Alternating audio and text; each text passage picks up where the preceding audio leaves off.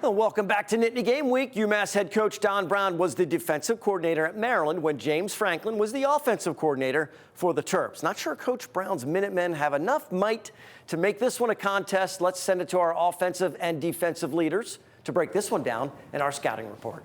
Thanks, Tyler. What we're going to do is we're going to talk a little bit about UMass. Also do a little self-scout on the defense to show how effective they've been. But let's get right into UMass because that's what we're looking for this week. Their offense by the numbers, 26 points a game. You can see they're a good, solid offensive team, Tom, but those numbers aren't great. They're not great at all, and it's who they've played, too. You know, yeah. That's what you got to put that in perspective. Yeah, and then you take a look at their defense has really struggled. You look at there's 130 teams in FBS football. There's a couple, 129th, 128th, 129th. Should be a good day for Penn State to get untracked offensively. You're being a little bit kind there. Okay, 7.46 yards per play is a big, big number. But let's talk about UMass's offense, because the one thing they have done a good job is they've gotten good yardage per play. They have wideouts. They have an Arizona transfer, a Miami transfer. They've been able to get down the field on some people, and they like to attack you deep, Tom. Yeah, they do like to attack you deep, but I don't think they're going to have the time versus the Penn State pass rush. I think you'll see a lot different routes against that defense. Yeah, you look down here, they get their outside guy in the safety, look for them to try and get those matchups and if they can hold up inside. Now, because of Penn State's pass rush, I think you'll see them go to some wide out screens. They like these things. They get these guys involved in the pass game in a short way, motion and run the wide out screen. And it's the run after the catch. You're going to see bubble screens, now screens, quick stuff, quick passes. And there's going to be a lot of max protection this week. Yeah, if you take a look again, this is a nice, easy throw. Even an old guy like me can complete that one. But it's the run after the catch, and they do have receivers that have ability. Now, in their run game, in their pass game, they are predominantly 78% of their passes go to the wideouts, but they do get the running backs involved. When number 20 is in the game, he's the guy they like to throw the ball. And Tom, you see here, they clear him out and then check down and get him on linebacker. This is what I think is going to happen this week. They are going to try to get the ball to that running back very quickly and let him try to make somebody miss. And get him on linebackers one-on-one. And then we'll take a look at their run game in terms of number 15 for them. He is a guy that you want to watch. He's 23rd in the country in yards per game. He's done a good job. And they use the wideouts, Tom. You see these guys coming downfield, and you know that puts pressure on the secondary and opens up the run game for them. They've actually done a good job running the football inside, which is surprising. Yeah, so take a look at all those on Saturday. Watch out for 15 and in the game, run the ball, 20 as a receiver at running back. Now, let's take a little look at what Penn State has done defensively. Now, in this chart, here is Penn State is heading this way to the end zone.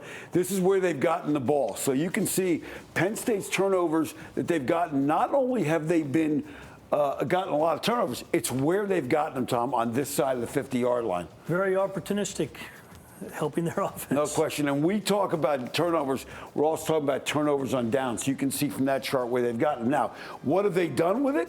Touchdown, touchdown, touchdown, field goal, field goal, field goal, touchdown, touchdown, pick six, touchdown. Interestingly, all the interceptions have been pretty much on the left side of the field because people are avoiding the right side because of King. Now, let's take a look at what's happened with those. 6 interceptions, 5 fumble recoveries, 5 fourth down stops. What has that meant in terms of point production? If you go to the next one, we take a look at what that's meant.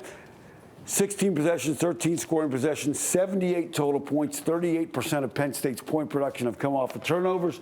Next thing we want to take a look at here, short field, the average touchdown drive after a turnover has been 34 yards. Average field goal, 31 yards. The average field position to plus 43. Now, here is the graphic Todd has been waiting for. We consider every turnover to be like a guy that gives you, in a scramble tournament, a birdie putt. Here are the gimmies and what they've come out of with.